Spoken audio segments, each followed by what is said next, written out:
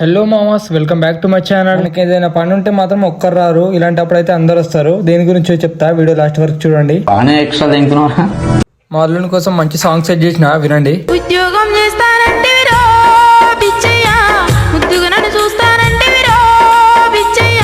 ఎలా ఉంది మా అల్లునికి సాంగ్? సెట్ అయిందంటారా? సెట్ అయితే మాత్రం కామెంట్ చేయడం అయితే మర్చిపోకండి.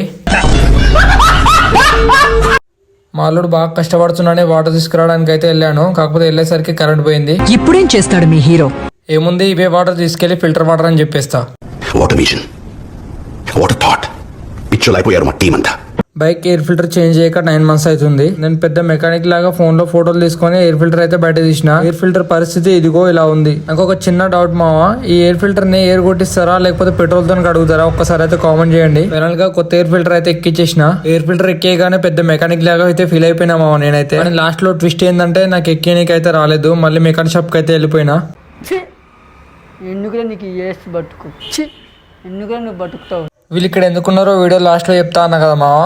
ఏమో మావా, నాకునే తెలియదు. చౌరస్తాకి వెళ్తుంటే పిలిచిరు నన్ను. పనిలేని వాడు నేను ఒక్కడే అనుకున్నాను, నువ్వు తగలేవు.